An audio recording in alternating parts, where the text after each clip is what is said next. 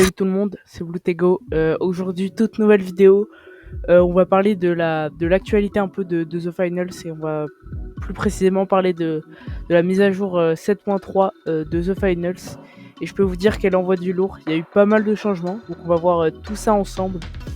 Et sans plus tarder, on est parti. Donc déjà, pour le premier changement, il y a l'apparition d'un tout nouveau mode de jeu, un mode temporaire. Donc c'est le mode Blast Off.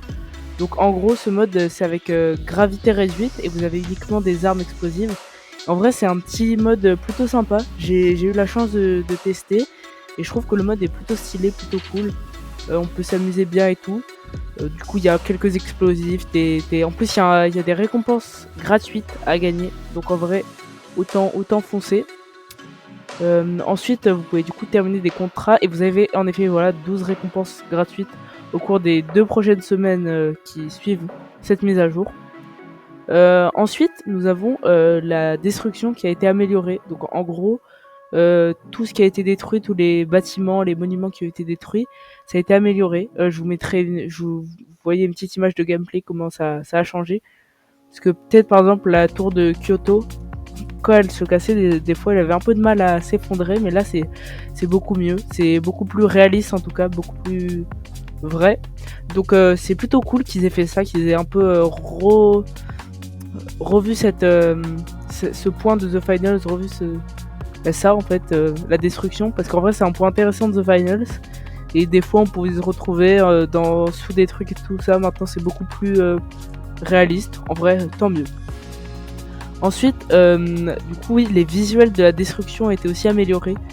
Les contours et tout ça sont moins naturels, font plus explosifs et sont plus ressemblants à la réalité finalement. La taille de ces visuels a été réduite afin que les joueurs puissent mieux juger de l'endroit où se trouvent les dégâts. Donc en vrai, c'est beaucoup mieux pour nous tous, les joueurs. Mais ils n'ont pas encore terminé de déployer sur de nouvelles cartes. Du coup, il leur faut un peu encore du temps avant d'organiser tous ces changements. Ensuite, c'est au tour du CNS. Donc, ils ont repris le World Tour et ils restaurent le standard cash out. Donc, en fait, maintenant, en tour du monde, vous avez un cash out classique. Donc, ils l'ont remis en tour du monde. C'est peut-être beaucoup mieux. Ensuite, un nouveau magasin. Donc une nouvelle boutique. Ils ont entièrement changé la boutique. Il y a plein de nouveaux skins, d'emotes, de skins, de plein de trucs, vraiment de pads, de tous vos gadgets, etc. C'est plutôt cool. Ils ont vraiment hyper bien rénové. On a aussi les Twitch drops qui sont apparus. Donc pour ça, il vous suffit de regarder des live Twitch. Je vous conseille Etelpo. C'est un YouTuber français. Et pro The Finals français qui est aussi streamer du coup et qui s'entraîne pour les majors qui aura lieu en Suède. Donc voilà. Maintenant, comme vous le savez, on peut aussi personnaliser notre intro et notre outro. Par exemple, au début, vous savez, quand la game se lance, etc., vous voyez, il y a une petite animation où on voit chacun des équipes, puis on voit notre animation à nous.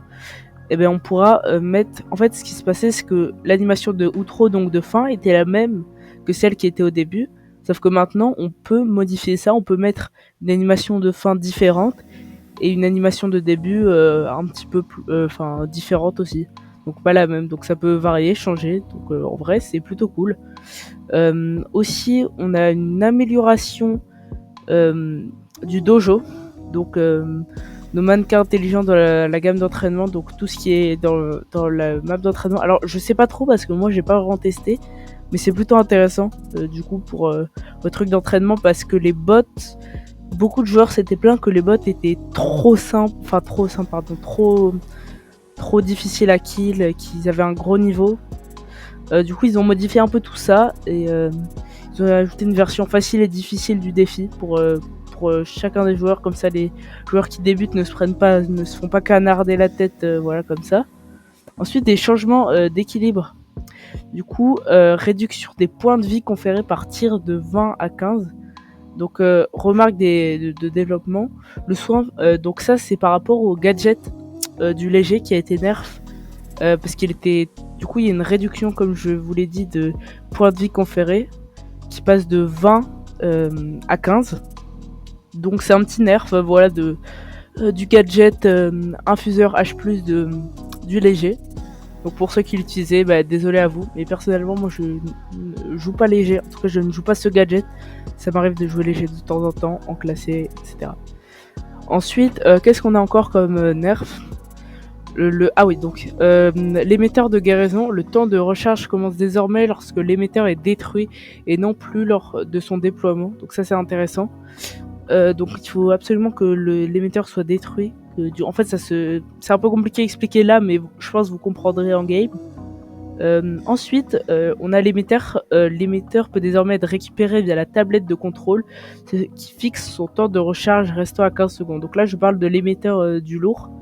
Donc il y a eu quelques changements aussi. Le temps de recharge réduit de 35 secondes à 30 secondes. Voilà. Donc ensuite, la passerelle, l'augmentation du temps de recharge des objets qui traversent le portail. Donc vous savez, le portail du léger, si je ne me trompe pas. Le portail des plumes. Avant qu'il ne puisse y revenir de 0,5 secondes à 1 seconde, ce qui signifie que les objets lancés dans le portail devraient moins souvent y retomber directement. Ensuite, au niveau des armes, les développeurs se sont penchés sur les temps d'équipement et de déséquipement. Ils se sont rendus compte que certains d'entre eux étaient devenus désynchronisés par rapport à d'autres objets. Cela a conduit à des incohérences qui n'ont pas aidé l'impression générale du système d'armes. Nous avons maintenant effectué des petits ajustements de fonction de nouvelles références répertoriées ci-dessous. Donc voilà, il y a quelques ajustements qu'ils ont fait. Déjà, réduction du temps de l'équipement de l'arme de 0,2 secondes à 0,15 secondes. Réduction du temps de désarmement de l'arme de 0,2 secondes à 0,15 secondes. Pour l'AKM, augmentation du temps d'équipement de l'arme de 0,3 à 0,23 à 0,3 pardon. Et ensuite on a aussi une réduction du temps de désarmement de l'arme de 0,23 à 0,2. Ensuite pour l'ARN 220, on a une augmentation du temps d'équipement de l'arme de 0,2 à 0,3. Et le répéteur CB01, c'est augmentation du temps d'équipement de l'arme de 0,2 à 0,3. Donc il y a ça pour pas mal d'autres armes, mais je vais pas tous vous le dire, à part je pense des armes assez utilisées. Enfin ça dépend, mais en tout cas la FAMAS, il y a l'augmentation du temps d'équipement de l'arme et ensuite la réduction du temps de désarmement de l'arme. Ainsi que pareil pour l'AFCAR, augmentation du temps, mais je vous dis pas les chiffres, mais c'est la même chose, c'est de 0,2 à 0,3 ou de 0,23 à 0,2 pardon. Donc voilà, on a ça pour plein d'armes. Je vous mettrai peut-être l'article en description, comme ça si vous voulez aller voir le patch note où il parle de tout, il met toutes les informations que je vous ai données. Si vous voulez aller voir un peu plus en profondeur par rapport à vos mails, ce que vous jouez, etc. Donc il y a une correction de quelques bugs. Donc déjà les nouveaux emplacements des personnalisations d'animation disponibles. Donc il y a un nouvel emplacement dans le salon pour vos animations, pour justement les sélectionner. Ça nous permet de mieux choisir, que ce soit un peu mieux fait, parce que comme vous le savez, maintenant c'est au début et à la fin, c'est pas forcément la même animation. Enfin c'est nous qui pouvons choisir. Ensuite, amélioration de l'animation lors de la course en chargeant avec l'épée ou tenant des grenades. Donc ça c'est une petite amélioration comme ça. Et une correction d'un problème visuel mineur lors de l'animation de rechargement double à partir de l'écran vide pour l'ARN 220. Alors personnellement je suis un main ARN et ouais, des fois de temps en temps il y a ce bug, en tout cas des corrections, enfin heureusement qu'ils ont corrigé ça, en vrai tant mieux. Ensuite l'audio, ça c'est assez intéressant, ils ont remasterisé certains contenus de voix off de joueurs, donc vous savez les voix off. Ils ont ajouté aussi des commentaires de Scotty et June pour quand une équipe est à 2 retraits en cours simultanés. Donc ça c'est intéressant. Ils ont ajouté les voix, vous savez, Scotty, June, etc. Il y a aussi un ajout des répliques de la statue de réapparition du joueur, audible par son escouade lorsqu'il demande une réanimation. Ça c'est bien. Il y a un ajout de réplique, vous savez, go for it. Enfin bon, ok, l'animation est pas ouf. Enfin, bon, bref, oubliez. On a aussi du coup les types de corps musclés lourds ont reçu une anatomie des muscles plus définie, un peu plus marquée. Du coup on pourra plus les voir, voilà. Ensuite, contrôleur, correction d'un bug à cause duquel la manette grondait lors d'explosions lointaines. Ça, c'était pas ouf pour ceux qui sont les joueurs manettes et qui ont des vibrations sur leur manette. Personnellement, je suis joueur manette, mais j'ai désactivé les vibrations pour tryhard, on va dire un peu plus. Au niveau des cosmétiques, on peut désormais, bon ça je vous l'ai dit, sélectionner l'intro de vos participants et les émoticônes du gagnant séparément. Les chaussures bêta chic fermées s'affichent désormais correctement sur les concurrents heavy et medium. Donc ça c'est beaucoup mieux. Enfin, il y avait j'avais vu des trucs un peu. C'est juste des améliorations de tenue. Donc il y en a plein d'autres. Comme je vous l'ai déjà dit, je vous mettrai le patch note en description si vous voulez aller voir en détail. Au niveau des contrats, correction d'un problème qui empêchait la progression du contrat. Mettre le feu à 5 adversaires avec la mine pyrotechnique ou la grenade pyrotechnique. Donc ça c'est pas mal. Au niveau des gadgets, donc ça je vous l'ai dit, etc. Donc là on est pas mal. Mode de jeu, généralité, mise à jour de la séquence des gagnants pour tous les modes. Correction d'un problème qui pouvait parfois faire apparaître des coffres à moins de 100 mètres d'une station de retrait. Ça, c'était un problème, du coup c'était plus simple d'encaisser.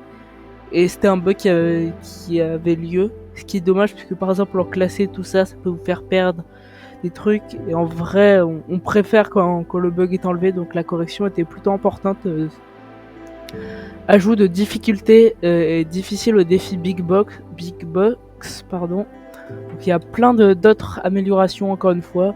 Donc il y a ça, bon je vous ai dit le défi Big Box, mais bon, il y a plein d'autres trucs, voilà. Au niveau des cartes, ça c'est assez intéressant. Correction d'une tyrolienne flottante légèrement au-dessus du sol à côté de la chapelle. Donc ça, il y avait eu ça.